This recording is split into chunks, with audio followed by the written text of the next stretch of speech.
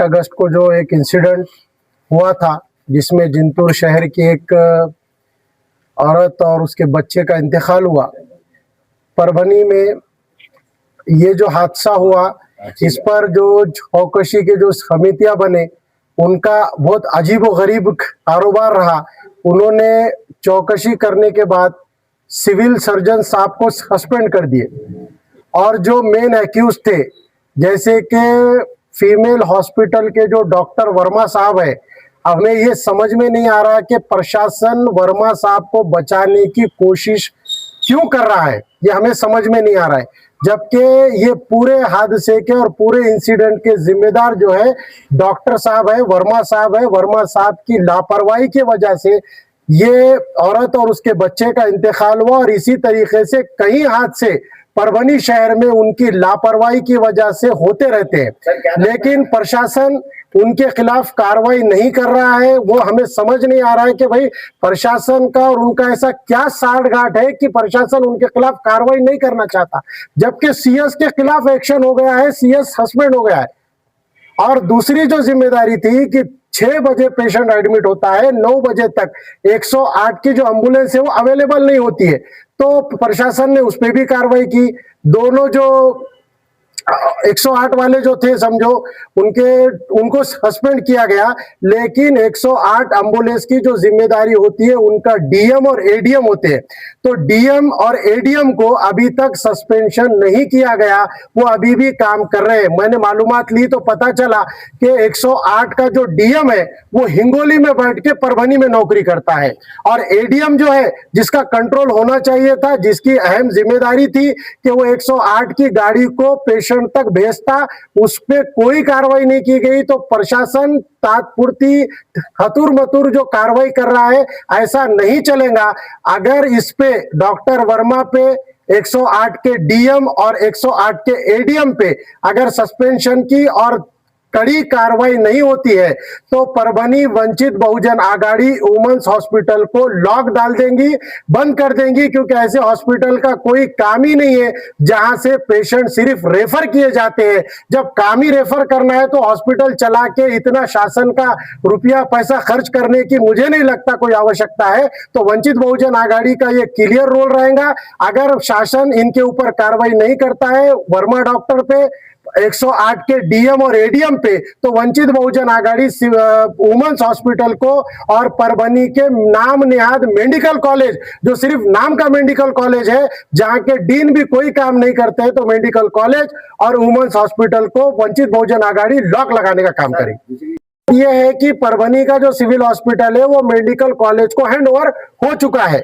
ये जो 8 तारीख का जो इंसिडेंट हुआ, ये इंसिडेंट में पेशेंट 6 बजे एडमिट होता है।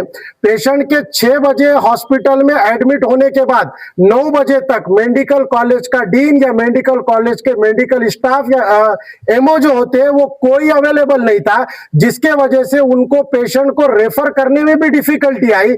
उन्होंने रेफर नहीं कर सके क्योंकि रेफरिंग डॉक्टर ही नहीं था, तो उन्होंने पेशेंट को जानबूझ के सिंपैथी दिखाई कि आप प्राइवेट व्हीकल को में बिल्कुल भी ना जाए, 108 में जाए, 108 में डॉक्टर होता है, फैसिलिटी होती है। ऐसी सिंपैथी दिखाकर पेशेंट को प्राइवेट एम्बुलेंस से जाने बिल्कुल नहीं दिया, क्योंकि उनके पास रेफरिंग लेटर अवेलेबल नहीं था। 9 साढ़े 9 बजे के बाद कोई डॉक्टर आती है और वो पेशेंट को रेफरिंग लेटर देती है।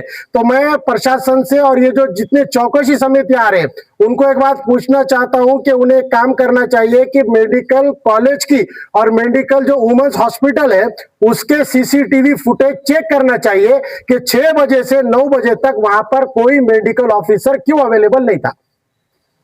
कि सीएस को हटाने की मांग ना तो पेशेंट ने की ना और किसी ने की, जिसको हटाने की मांग नहीं की गई उसे हटाया गया और पेशेंट और उसके रिलेटिव चीख चीख कर पहले दिन से दावा कर रहे हैं कि पूरी घटना का जिम्मेदार वर्मा डॉक्टर है।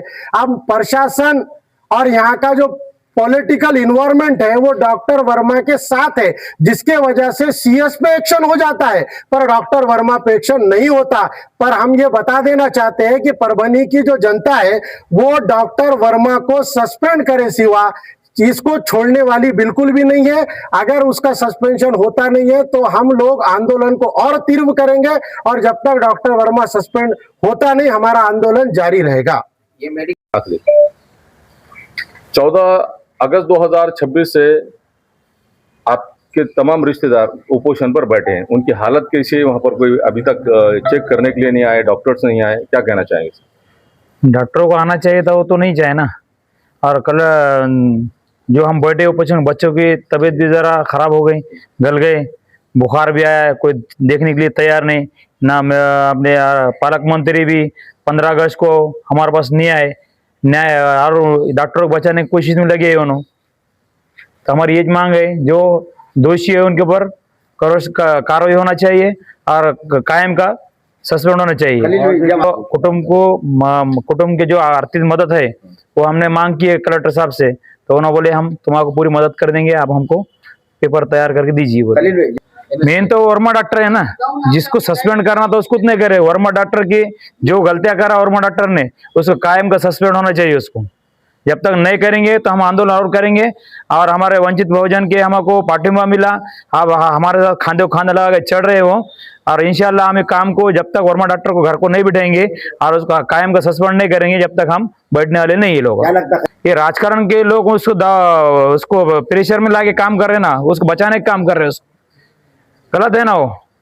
अच्छा, दूसरी लास्ट क्वेश्चन है कि पालक मंत्री खुद जिंतूर मतदार संघ से आमदार भी है, पालक मंत्री भी है, क्या लगता है उन्हें आना चाहिए था, मिलना चाहिए था? उसके ऊपर स्टेटमेंट भी नहीं आया। पालक मंत्री का ये काम था कि उनके मतदार संघ का पेशेंट है, उनके कुटुंब को जाके मिलना था, मिल के 2 बात करके उनको जो भी मदद चाहिए तो करना था।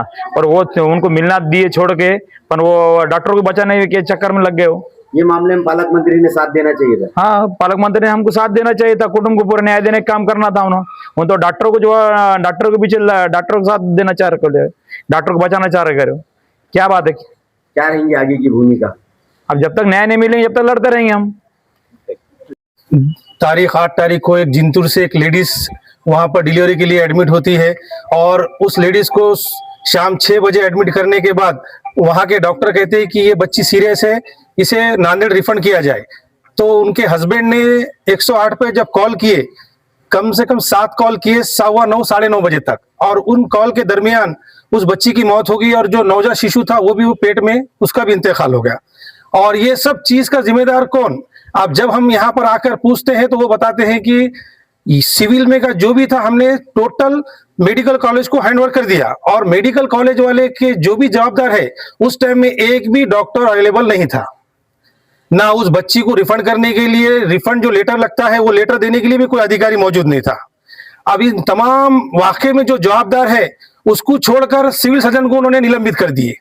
इसका सबसे मुख्य जो है वो है वर्मा, डॉक्टर वर्मा सर। आज तक उन पे कोई कार्रवाई नहीं हुई। आज हम यहाँ पर आके जो चौकसी समिति के अध्यक्ष है उनसे हमने बात की और उनसे हमने ये कहा कि भाई जिसमें जो भी गलत है उनके ऊपर एक्शन लिया जाए और ताबड़तोड़ डॉक्टर वर्मा को सस्पेंड किया जाए। अगर ऐसा नहीं होता है तो वंचित बहुजन अघाड़ी की तरफ से हम मोर्चा निकालेंगे, आंदोलन करेंगे और खलील कुरैशी के घर वालों को इंसाफ दिलाने का काम वंचित बहुजन अघाड़ी करेगी। और आपको एक बात बता दूं, ये जो स्टैंड हुआ है इसकी पूरी मालूमात आदरणीय प्रकाश अंबेडकर साहब को हमने दे दी गई है। अगर इसमें कुछ गलत होता है तो ये प्रशासन की जवाबदारी रहेगी। धन्यवाद। ने 112 का जो जिक्र किया तो ऐसा बोलना है कि वो जो 112 है स्पेशल, ये डॉक्टरों के यूज के लिए रखी गई है, पेशेंट के लिए नहीं। और मेरी प्रशासन से जवाबदारी है, जो मेडिकल कॉलेज के नाम पर जो फंड आ रहा है, जो और गरीब का पैसा वहां जा रहा है, अगर वो कत्ल खाना हो गया है तो मेरी गुजारिश है शासन से और मुख्यमंत्री से उसे बंद कर दिया जाए। जब इलाज नांदेड़ में ही करना है तो फिर परभनी मेडिकल कॉलेज और वुमेन हॉस्पिटल की क्या गरज है?